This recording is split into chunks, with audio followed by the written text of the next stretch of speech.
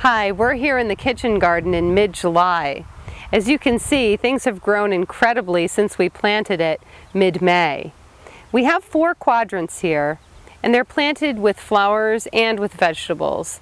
Sort of a potager, mixing beautiful flowers with gorgeous vegetables. We're here to harvest today, and there's several things you have to keep in mind as you're harvesting your herbs and your vegetables. Basil, for example, the flavor is better if you keep removing the flowers.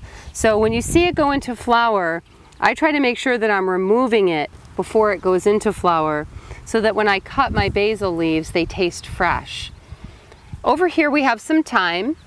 I have this as an edging. I kind of like it in flower, so I'm going to cut some pieces of the vegetative part of the plant, and I'm going to leave the flowers because I like the way they look. Here we have mesclun mix, and this is something that you have to keep cutting. So you try to cut it as often as you can so you get new tender lettuce growing, and make sure it stays well watered. Over here we have sage. This tricolor sage doesn't come into flower too often, but you would want to remove them if you're going to keep eating. You can see how ornamental kale is in our garden.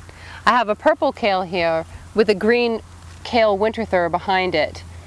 You also can cook with it, so we're going to cut a leaf off, but it's so beautiful and combines so well with the perennial lavender and the rudbeckia, and then behind it we have our cilantro and our squash. So we'll cut a leaf of kale, but I love it because it's beautiful. Cilantro is another herb that you really want to cut before it goes into flower. So we're going to cut some cilantro, make some wonderful salsa.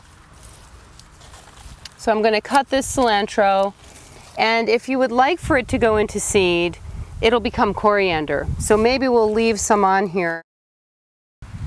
Our zucchini is ready to harvest, at least one of them, the large one. I usually just take it, grab it with my hand and twist it to get it to come off. This looks great. I can't wait to make ratatouille.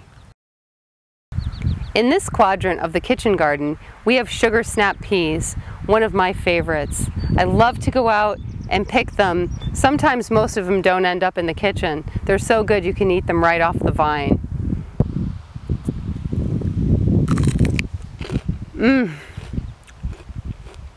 That's delicious. I'm going to cut some Swiss chard. I like to use it like spinach in recipes. The other night I made some pasta with some white beans, olive oil and garlic, added the Swiss chard. It was absolutely delicious. And the other thing is I've cut the main florets of the broccoli, and then you allow the side shoots to come up. So I'm going to cut these little side shoots, put them in the salad tonight. You direct sow carrot seed in the early spring. So we direct sowed the seed, and now it's time to thin them. They're a little bit too close together, and I'll end up with very small carrots if I don't thin them at this point. I'm going to try pulling every other plant to give them enough room. And when you pull and thin your carrots, it gives you an opportunity to see that some of them are almost ready. For more information on growing, visit our gardening help section at whiteflowerfarm.com.